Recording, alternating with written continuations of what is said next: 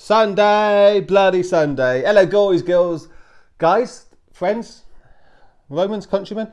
It's your buddy Rorschach here, Rory from the Shack. How's everybody doing this Sunday afternoon? Hope you're having a nice, chilled out, relaxing day. Okay then, so The Amazing Spider-Man issue number 17. A good time to jump on board if you're not following this art, because we're beginning The Hunted, part 1. Right then. This is a book that you might dismiss for a lack of originality, because I'm sure you've heard this story being told many times before. We've got a big game hunter, that's Kraven there. Oh, is that Bigfoot? Ian is hunting the super villains. We got, oh, there's lovely Black Cat, and we got Spider-Man. So he's hunting them in Central Park. I don't know what's going on in Central Park nowadays. I don't know where the cops are. There we are.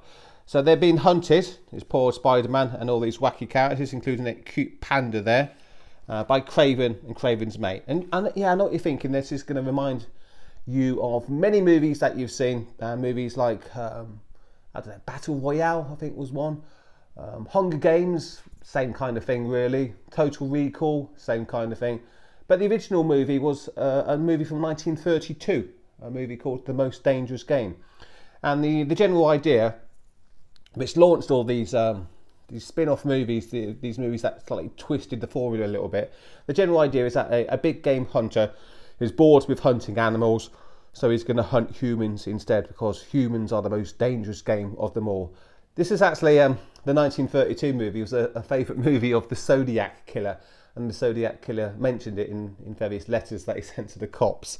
So this is it's an idea which is a little bit past its best by date, isn't it? But if you dismiss it because it reminds you of 25 movies that you've seen with, I don't know, Steve Austin and Vinnie Jones and just about every other muscle bound guy you can think of, you'll be missing a lot, because this is not really about that old idea being tweaked for the comic book world. It's about the individual characters and what's going on in their lives. So forget about the forest and start to look at the individual trees. A lot going on with the main two guys. Kraven, who wants the blessed release that can only come if Spider-Man gives him the death that he has desired for so long. And we've got Spider-Man, who's feeling a little bit ill. His head is pounding and he's having premonitions of something happening to Mary Jane. And just this one character of the Black Cat, right, says a lot about the storytelling ability here of Mr. Spencer, which really did surprise me, because there's no identity politics here, there's no leftism. He's going to delve into the lives of these characters and show them as genuinely flawed human beings. Check this out. This is from Black Cat. She's never wanted kids. She's wanted to go out on the town and get those dopamine hits that she gets from thievery. And she's not thinking about long-term future, is she? She's not thinking about keeping hold of her man. She's not thinking about kids. She's not thinking about being a wifey, being a mom. But then she bumps into this kid, this teary-eyed kid, and is something changing? Is she going to start to realise that perhaps the reason why she couldn't keep hold of Peter Parker, why Peter Parker's going back to Mary Jane, is because if all you've got to offer is tight buns in a catsuit, the man might tire of that, particularly if you're still acting like a spoilt child and want the entire world to revolve around you. Look at her reaction then when she realises that Kraven has catnapped her, I guess. Catnapped her to use her as bait to lure in the spider. She's angry. How dare you?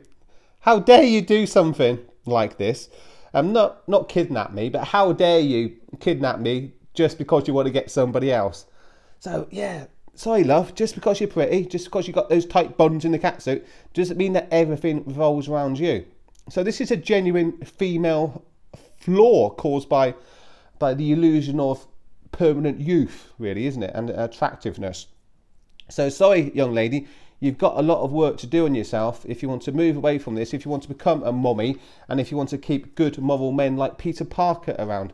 So this is a genuinely flawed female character in a comic book, and I was surprised to see it. Maybe because the culture wars at the moment, all about empowering ladies, and there's too much female empowerment in showing females to be absolutely perfect, that they can do everything, that they don't need no man, that kind of stuff. And it's become a bit of a cliche now. And just to see a genuinely flawed feminine character here, written by Nick Spencer, is quite a revelation to me. I did not expect him to be capable of this. So he's obviously a better writer than I was, previously given him credit for, because he's able to stick his ideology to one side and actually write a story about a convincingly flawed human being.